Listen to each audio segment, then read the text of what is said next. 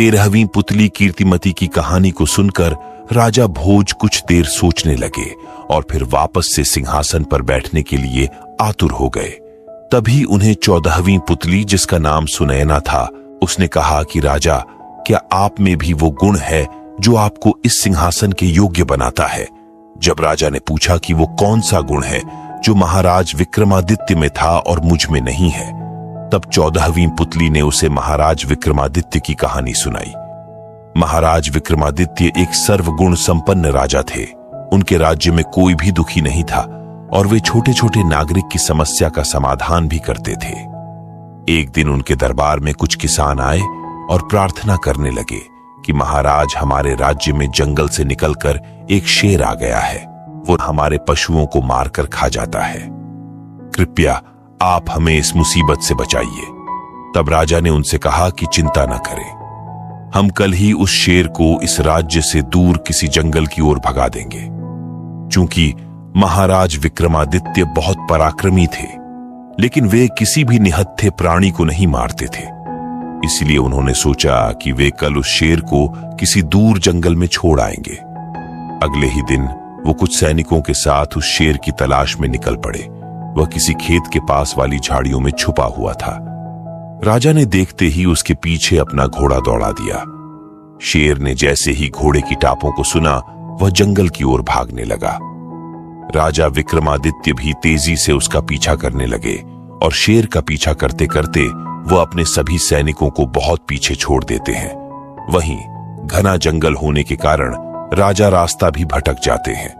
फिर भी वह शेर को ढूंढने का पूरा प्रयास करते हैं और एक जगह रुककर अनुमान लगाने लगते हैं कि शेर किस ओर गया होगा। तभी अचानक शेर ने झाड़ियों के पीछे से छलांग लगाई और राजा के घोड़े को घायल कर दिया। राजा ने शेर के इस वार को अपनी तलवार से रोक लिया और शेर को घायल कर दिया। शेर घायल होकर जंगल में कहीं दूर चला गया। अब जबकि विक्रमादित्य का घोड़ा घायल हो गया था और वह रास्ता भी भटक गए थे, इसलिए वो चलते चलते एक नदी के किनारे पर पहुंचे, जहां पर पानी पीते पीते घोड़े ने दम तोड़ दिया। राजा को यह देखकर बहुत दुख हुआ। बहुत थका होने के कारण राजा वहीं एक पेड़ के नीचे बैठकर आराम करने लगे। तभी नदी में उन्हें एक शव बहता हुआ दिखाई दिया, जिसे दोनों ओर से कोई पकड़े हुए था। राजा ने गौर से देखा तो उसे पता चला कि शव को एक ओर से बेताल और दूसरी ओर से कापालिक ने पकड़ा हुआ है और दोनों शव पर अपना अधिकार जमा रहे हैं।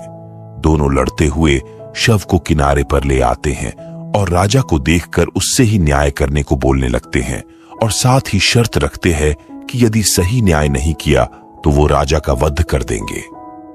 कापालिक ने कहा कि मैं इस शव के द्वारा अपनी साधना करना चाहता हूं और बेताल ने कहा कि मैं इससे अपनी भूख मिटाऊंगा।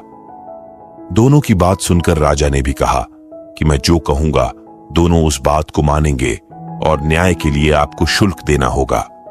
दोनों ने राजा की बात मान ली और बेताल ने राजा को एक मोहिनी काष्ठ का टुकड़ा दिया, जिसका चंदन घिसकर लगाकर राजा गायब हो सकते थे।